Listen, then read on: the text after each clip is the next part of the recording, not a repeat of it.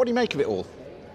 Well, this is really now hanging by a thread, isn't it? We've got some very late interventions from a number of countries, particularly developing countries, the G77, backed up by India, in most cases China, calling for wealthy countries to meet their historical responsibilities, and that is that in order to keep global temperatures to 1.5 degrees, developed countries need the resources to adapt to the climate change they're already experiencing and to develop while keeping their emissions down.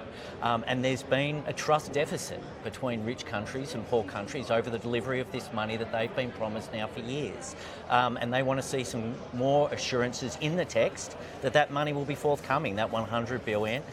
In the next few years, starting next year, and then a renegotiation from 2025. Yeah, I was just looking at my notes actually as to what India said on that issue. They said developing countries have a right to their fair share of the carbon budget. How can we make assurances on phasing out coal and fossil fuels when we are still developing? And there is this view among some countries, I think we heard it from other countries, that there's sort of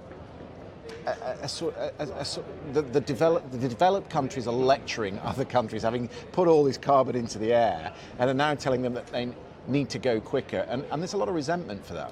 There is, although I would say that I think that India lost some moral authority when it also argued to water down the text on coal.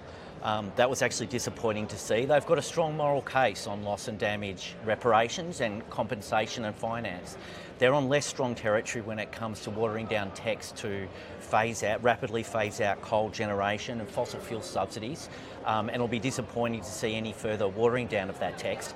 It was also interesting to see some of the Pacific Island nations depart a little bit from the G7 and go, well, we want the money, but we need mitigation. We need this agreement to land, and we need a trajectory to 2 degrees and then 1.5, because no amount of money will protect us from rising sea levels. So there was some desperation from the Pacific Island states who feel like they can't hold quite as strong a position because the very future of those Pacific Island nations are at stake right now. That's really interesting what you say. You're almost signalling that for all the language that's in the text about unabated coal and acceleration, whether that's strong enough, and the fact that it's not mandated, actually that ship has sailed. That the room in there know that the end of coal is coming. That's a very interesting debate in your country, in Australia. Well, Australia is the largest exporter of coal and gas in the world. Our exported fossil fuel emissions are the third largest in the world after Saudi Arabia and Russia. So the coal tax matters for Australia, although now it has been significantly watered down. It really now focuses on domestic coal generation. It's now pushed aside metallurgical coal, which is coal we use for steel making, and coal exports. But any language in this agreement on coal is significant language. It does put another nail in the coffin of coal, and of course major gas producers around the world, it won't be lost on them to know that if there's coal language, that sooner or later there'll be language on gas as well. So major gas producing nations will be seeing this as they'll be in the firing line next if the coal language manages to hold. But we're seeing India now push very strongly for its removal, which would be disappointing. But you see, I'm wondering what effect a text like this has, because it's not an international treaty, it's not legally binding. We heard from Scott Morrison before the summit began that Australia wouldn't be bullied, they would do it in the Australian way. And they've not come up with improved targets for 2030 or indeed for the middle of the century. Does the language in a text like this put more pressure on Scott Morrison at home? Yes, it does.